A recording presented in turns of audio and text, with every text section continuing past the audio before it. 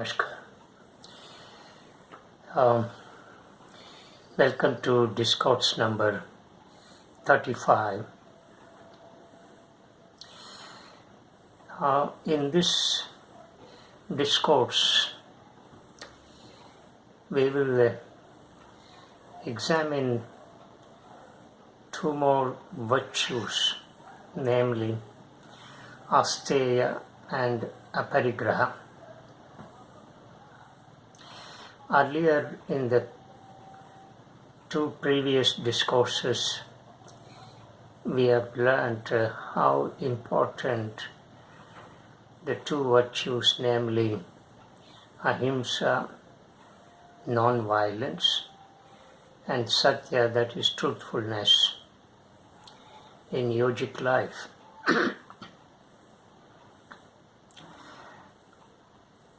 In a similar way,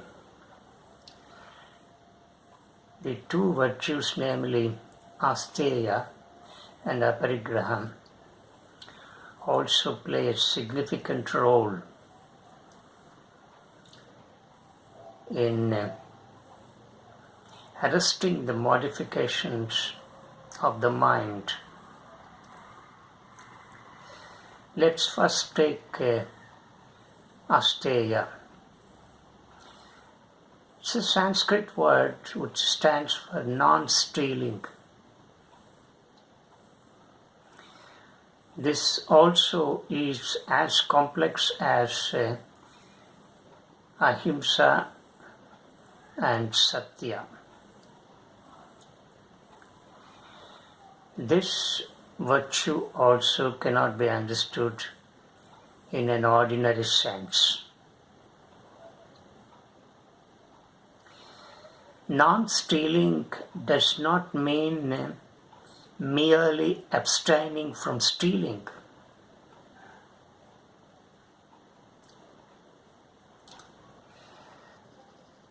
And it cannot be understood in terms of the penal code.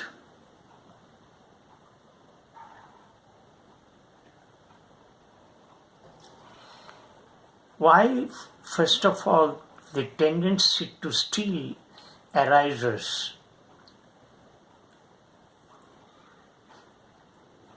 Stealing is a crime.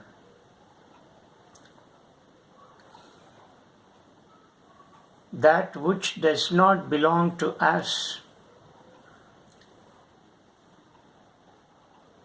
And if we take that which does not belong to us is a crime. It does not amount to be merely stealing, but it is a crime.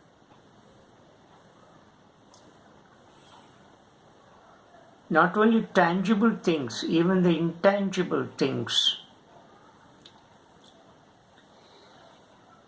Yes, after all, this body is not yours.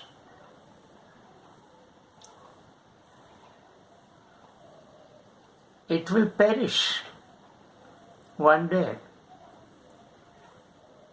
So when this body is not yours, how can you claim that which does not belong to you?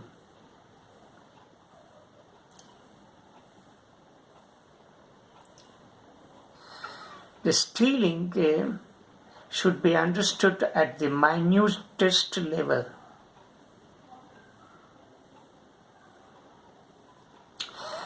It is nothing but involving in misappropriation,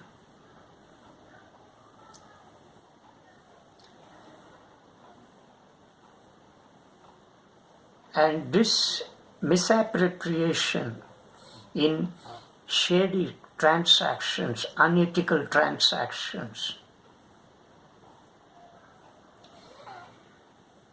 though they may look not so important when we get involved in such shady transactions, but they create deep disturbances at subtlest level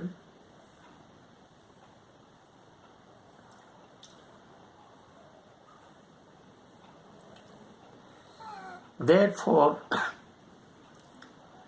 this virtue Asteya, that is non-stealing,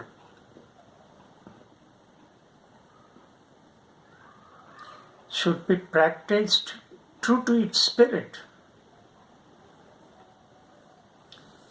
If you want to tread the path of yogic life,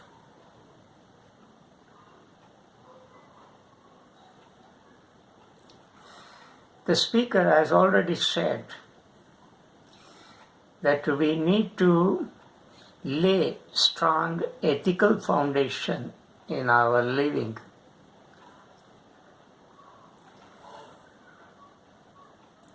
If we want to lay strong ethical foundation, we need to observe and strictly follow the virtues. And there is no compromise.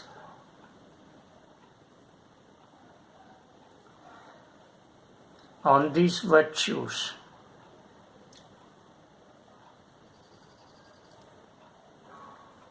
Asteya is one such powerful virtue.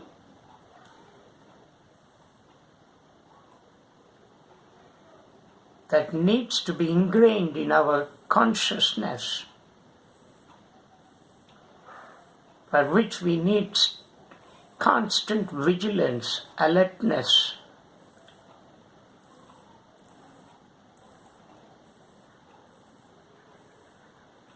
Therefore, Asteya has come to occupy such a significant place in yogic life.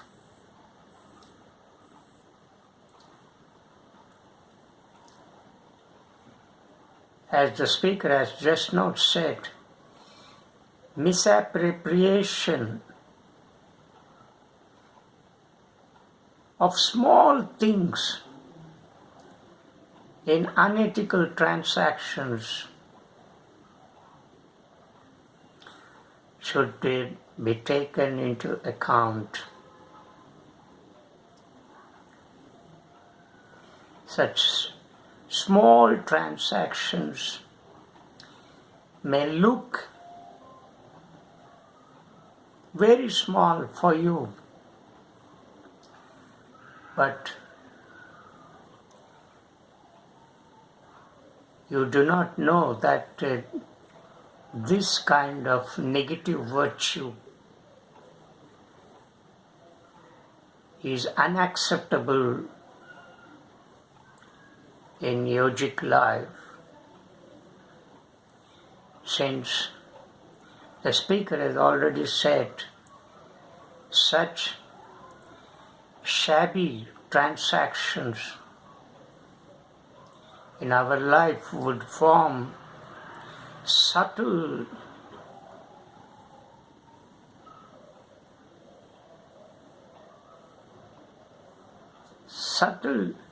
modifications,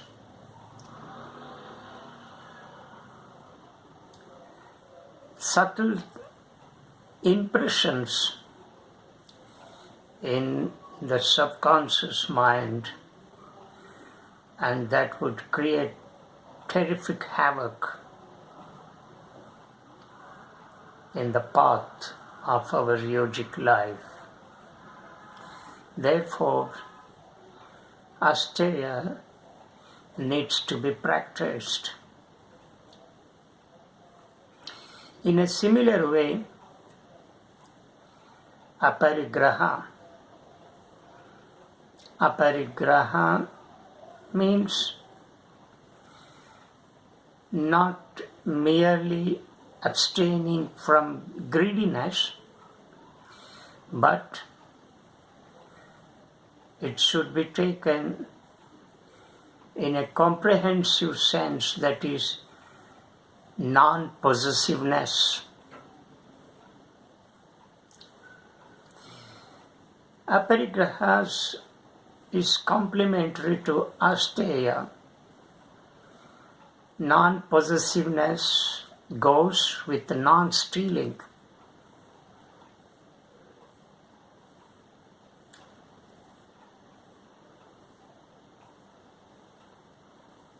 In fact, they are the two sides of the same coin.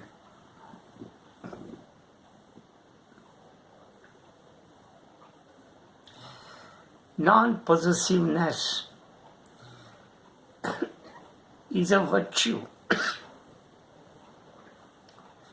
but possessing that which does not belong to you, possessing that which is excess, causes tremendous disturbance in the mind.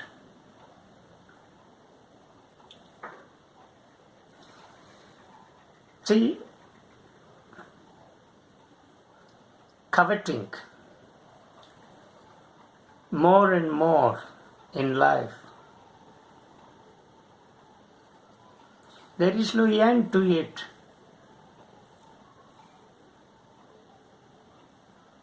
After all, we need certain necessities to lead a normal, undisturbed life. But there is no end for necessities in life.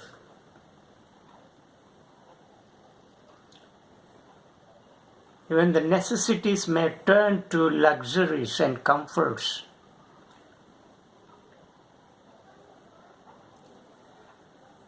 After all, we need wealth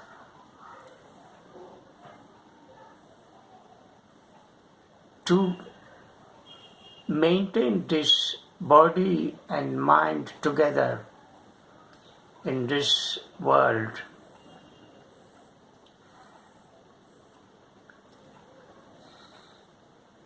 Beyond that, possessing becomes a potential cause for anxiety and worry and fear.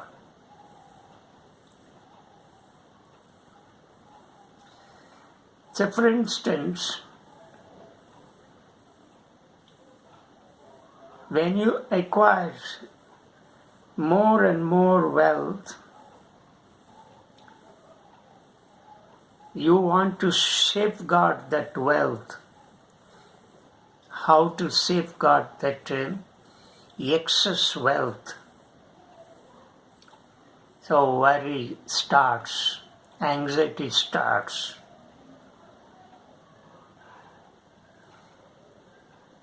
Not only safeguarding such excess wealth, but you may also develop constant fear, as you may have to leave everything while bidding goodbye to this world on one day.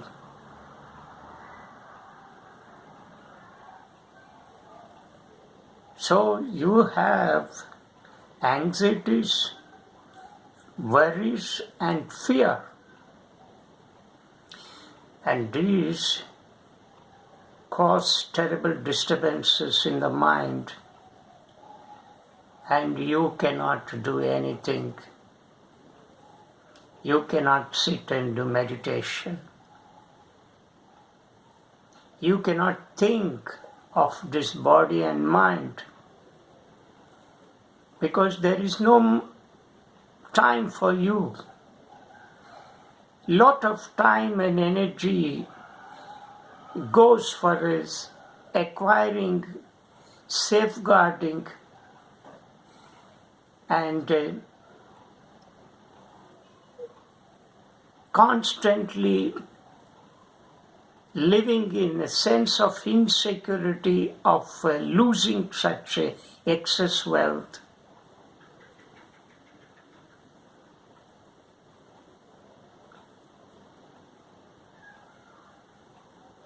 Oh, you invest so much time and energy there, And where is the time and energy to look at yourself?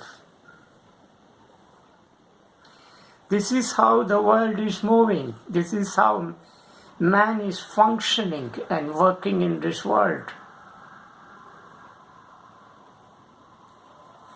Running after things and objects in a mad rush. And in this kind of mad rush, we have created mad competition. And this competition is cutthroat. And we have created competition to such a degree, to such a level, that it has become almost suicidal for us.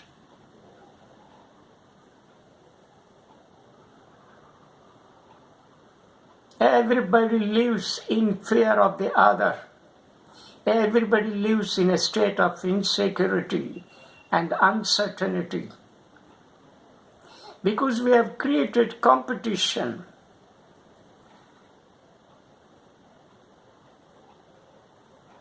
And competition creates restlessness. Competition creates sense of insecurity and fear. Where there is competition, there is fear. Fear of losing, fear of not getting. It creates a sense of insecurity, uncertainty, because there is no guarantee. This mad competition does not give any guarantee for our life that we may live tomorrow. There is no guarantee. Either we may have to go along with the competition or die. This is the kind of competition that we have created. Very cruel.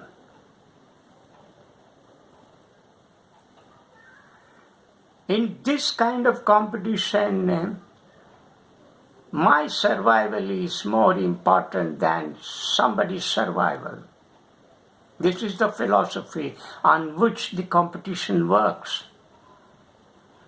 I must alone grow and prosper. This is the philosophy on which the competition survives.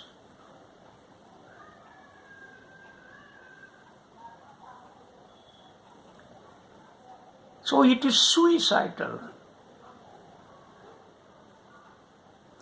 And if you don't survive in this competition, you are led into depression. And this is what is happening in the world.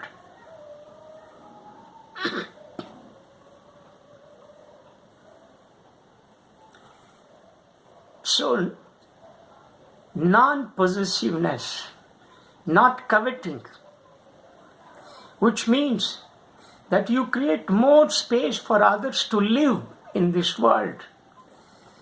You do not occupy the space that does not belong to you, that does not allow others to survive and live. This is a wretched philosophy, but this wretched philosophy we are all practicing. And this kind of wretched philosophy is antithetical to yoga.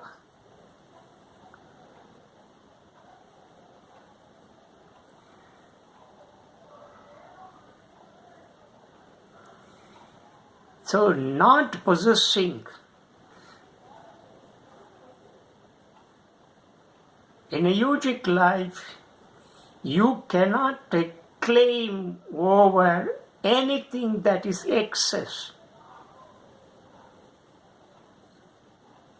Even the comforts and luxuries are denied in this kind of life because they cause tremendous disturbances on the mind.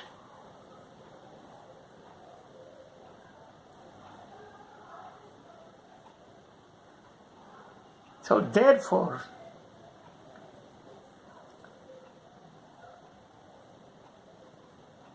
Aparigraha, non-possessiveness, is a golden virtue. The speaker is not denying that one should not work hard and get money, earn more and more money, not in a dishonest way, but in a right way. But anything that is excess, such wealth which is in excess, such wealth which is in surplus, should be used for loka kalyanam, for the welfare of humanity.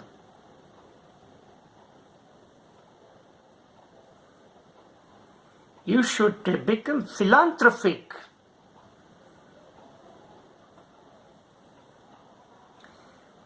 Because in giving there is more happiness, in sharing there is more happiness. But in possessing and in taking there is only misery and pain.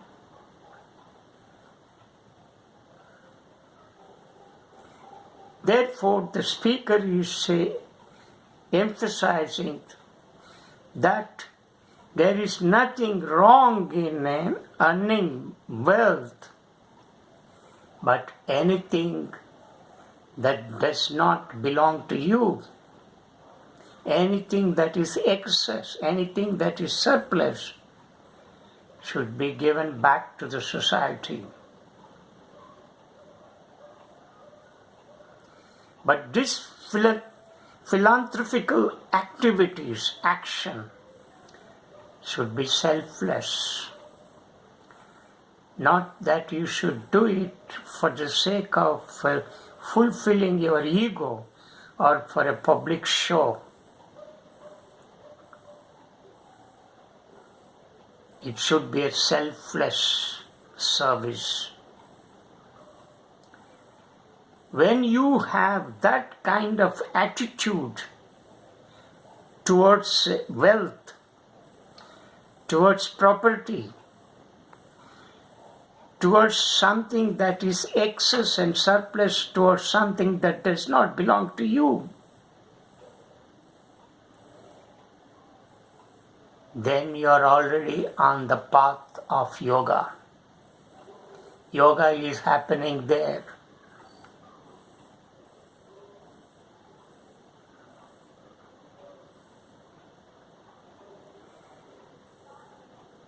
How powerful these virtues are,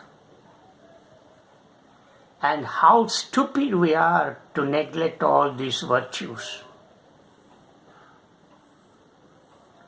and how stupidly we go to certain schools and institutes and learn these asanas and pranayama.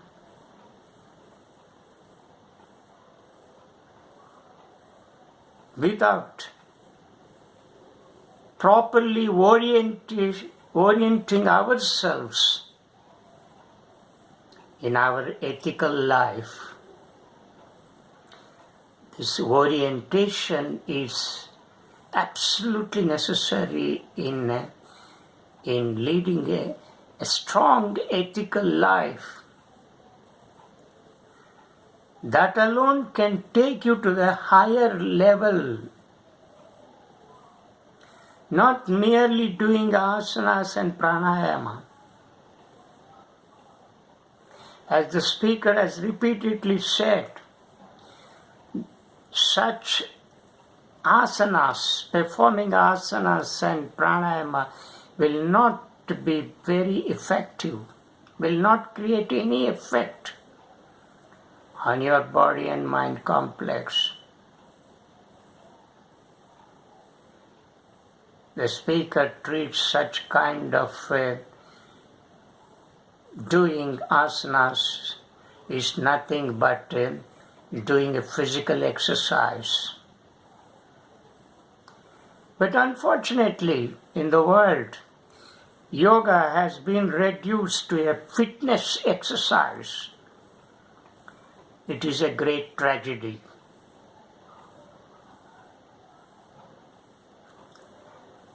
In doing asana and pranayama, there is no yoga. We have mistaken it. There is no yoga in doing asana and pranayama. If you do asana and pranayama, these two will enhance your ego.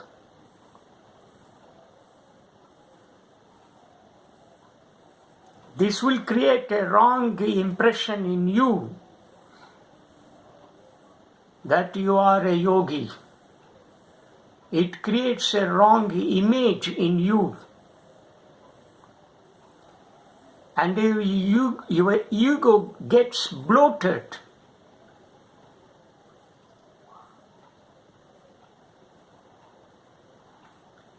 That is not called yoga.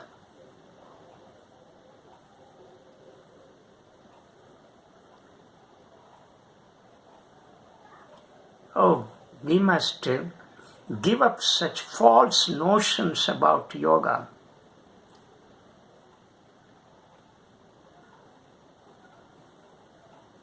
Without doing asana and pranayama, you can become a yogi. You can tread the path of yogic life. When you cultivate these golden virtues, ahimsa, satya, asteya, aparigraha, you are in the state of yoga.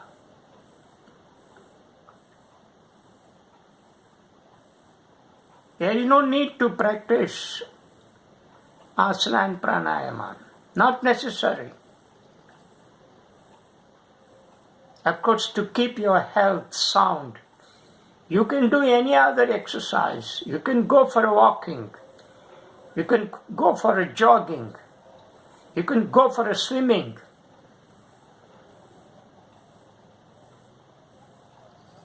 To keep your body sound,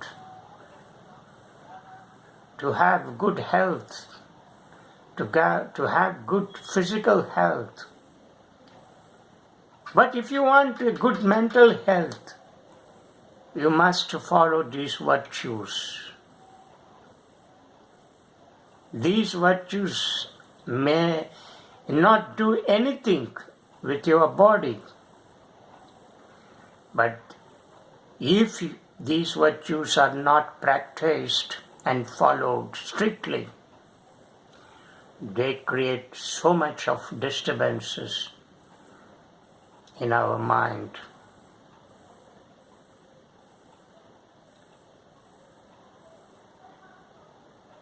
So therefore, ethical life is constantly given such vital importance in yogic life.